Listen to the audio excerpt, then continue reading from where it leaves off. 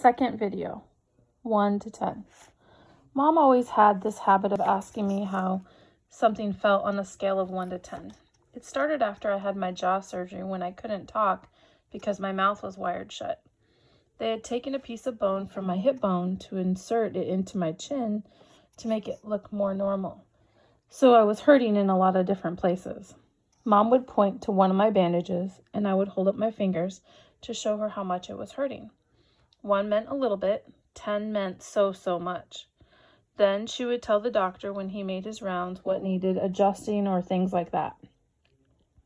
Mom got very good at reading my mind sometimes.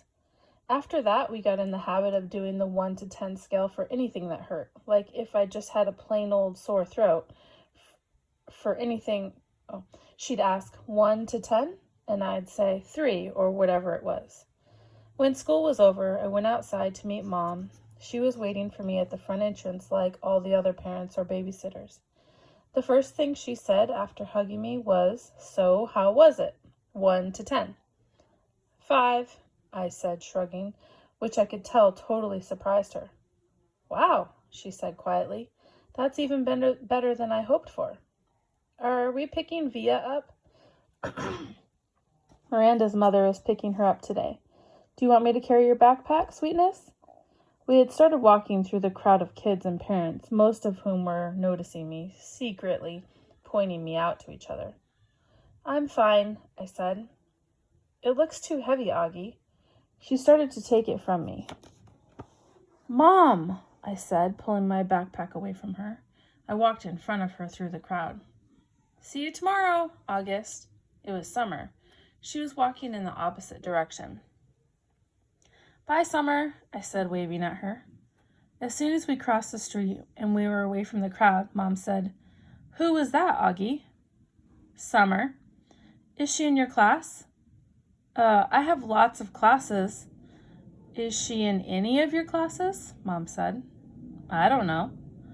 Mom waited for me to say something else, but I just didn't feel like talking. "So, it went okay," said Mom. I could tell she had a million questions she wanted to ask me. "Everyone was nice. Did you like your teachers?" "Yeah." "How about those kids you met last week? Were they nice?" Fine. Jack hung out with me a lot." "That's so great, sweetie. What about that boy, Julian?" I thought about the Darth Sidious comment. By now it felt like it had happened 100 years ago. "He was okay," I said. "And the blonde girl, what was her name?" "Charlotte." "Mom, I said everyone was nice already." "Okay," Mom answered. I honestly don't know why I was kind of mad at Mom, but I was. We crossed Amesfort Avenue, and she didn't say anything else until we turned onto our block. "So," Mom said, "how did you meet Summer if she wasn't in any of your classes?" "We sat together at lunch," I said. I had started kicking a rock between my feet like it was a soccer ball, chasing it back and forth across the sidewalk. "She seems very nice." "Yeah, she is." "She's very pretty," Mom said. "Yeah, I know," I answered. "We're kind of like Beauty and the Beast." I didn't wait to see Mommy's reaction. I just started running down the sidewalk after the rock, which I had kicked as hard as I could in front of me. Next chapter, Padawan. That night I cut off the little braid on the back of my head. Dad noticed first. "Oh, good," he said. "I never liked that thing." Via couldn't believe I had cut it off. "That took you years to grow," she said, almost like she was angry. "Why did you cut it off?" "I don't know," I answered. "Did someone make fun of it?" "No." "Did you tell Christopher you were cutting it off?" "We're not even friends anymore." "That's not true," she said. "I can't believe you would just cut it off like that," she added snottily, and then practically slammed my bedroom door shut as she left the room. I was snuggling with Daisy on my bed when Dad came to tuck me in later. He scooched Daisy over gently and lay down next to me on the blanket. "So, Augie Doggie," he said, "it was really an okay day?" He got that from an old cartoon about a Dashin named Augie Doggie, by the way. He bought it for me on eBay when I was about 4, and we watched it a lot for a while, especially in the hospital.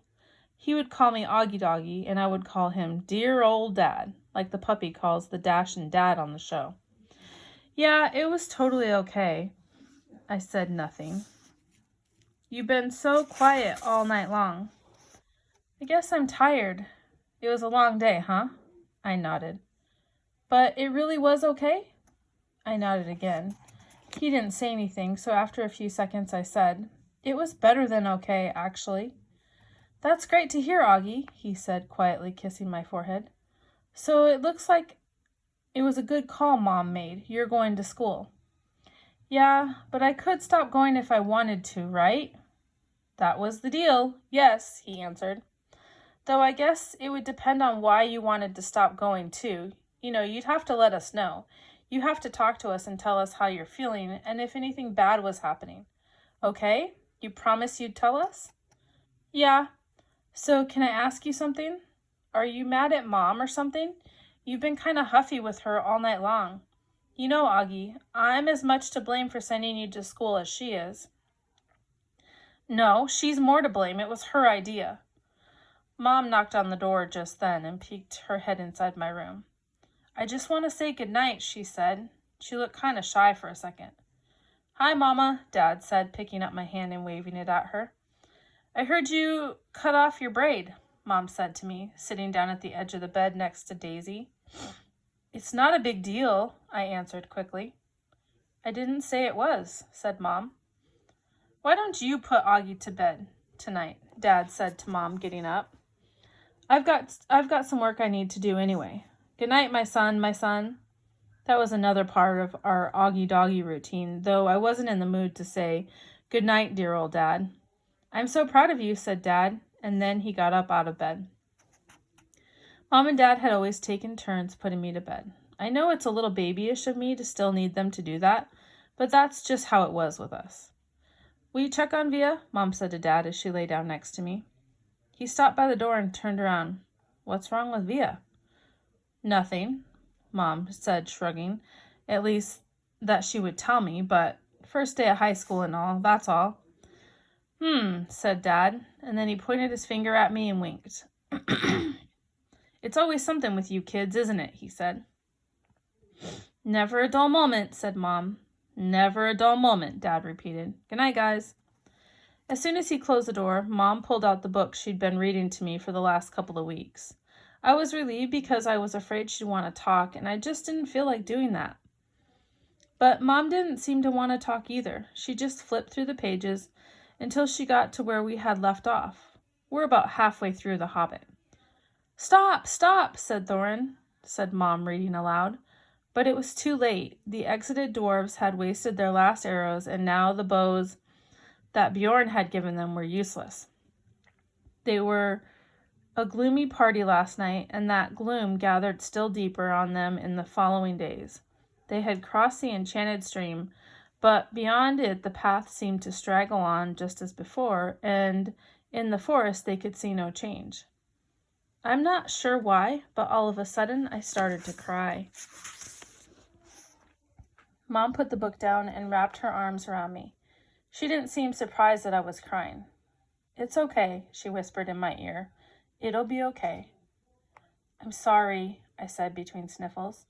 Shh, she said, wiping my tears with the back of her hand. You have nothing to be sorry about. Why do I have to be so ugly, Mommy? I whispered. No, baby, you're not. I know I am.